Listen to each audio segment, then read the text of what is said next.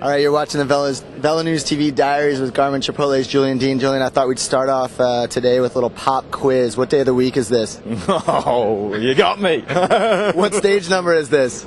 12. 13. What city are we in? Names. Narbonne.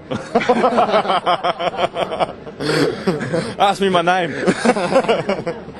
Well, yeah, it's just funny because we're definitely at that point in the tour where it all really starts to blend together. I mean, the first few stages, obviously, it's easy to keep count. The last few stages, the lights at the end of the tunnel. What's it like in these sort of, especially between the mountains? You know, we were out of the Pyrenees, we're not in the Alps. I mean, it's fair to say it does all sort of tend to blend together. Yeah, no, it does. And, you know, you ask me those questions and, you know, it doesn't really matter what day of the week or what town it is. You know, the important thing for us is we focus on the stage.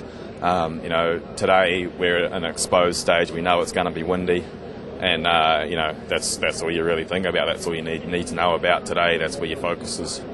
Yeah, you know, and it's funny because it's always a little bit disappointing for me. I come over and spend the month of July in France, and people say, oh, did you get to enjoy the cities? Did you get to see this museum? Did you get to go to this restaurant? It's not like that at all for us, and I imagine it's not at all like that for you as well. I mean, it's very much, you're in the bus, you're going from the start to the finish to the hotel. I mean, do you get to, other than the sights you see out on the road, and is there anything culturally or otherwise you get to enjoy at the tour?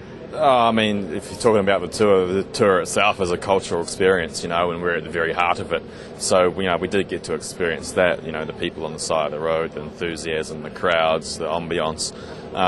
But, you know, certainly in terms of seeing parts of France or you know, cathedrals or museums or whatever, and, you know, and it's not just France, we're all over Europe racing the whole year. And, you know, we go a lot of places but see very little. I think some of the people who are watching might also be surprised to realize that the riders are not necessarily staying in five-star hotels every night. The journalists are not either, and that's a whole other story. But I mean, tell us, have you had a couple experiences where you walked in the hotel and thought, I cannot believe I'm about to spend the night here at the Tour de France at this hotel? Is it? Yeah, I mean, if I think back to the two most bizarre places we stayed, one was we were staying at a soccer camp. So we spent the night in basically with all these kids who were staying in a soccer camp. And then a couple of nights ago we stayed in another youth camp, just in like a hostel type place. But, you know, it was kind of cool in a way because we were by ourselves and it was almost a change of environment. You know, it was a little bit refreshing in that regard. Yeah, it's certainly not the, you know, maybe what some people would imagine, though. You know, it's not exactly the chandelier and the, you know, maitre d' and the doorman and everything else. No, I mean, it's hard to think when you know, all we had was just two beds and a bare room, and it's hard to think that you're in the biggest bike race in the world, and this is the accommodation they put you in. So you got a fan base here. Who's standing behind us? Oh, these are legends from New Zealand, and this guy here, he's always got a blow-up sheep with him, but he forgot to bring it today. So, no, if you see a blow-up sheep on the side of the road, this will be the guy that's holding it. So it's great to see these guys out there, and always fun. Yeah. Just a little bit about the racing. Yesterday, Mark Cavendish took his third stage win. Is he the best sprinter in the world? I mean, is he stoppable? Is he beatable? Everyone's beatable. And, you know, I mean, he's got a lot of great things going for him. He's got a fantastic team. They do a fantastic lead-out. He's extremely talented. He's young and, you know, he's almost got a win-at-all-costs sort of attitude. And, you know, it's his moment now. And, you know, he's making the most of it, so hats off to him.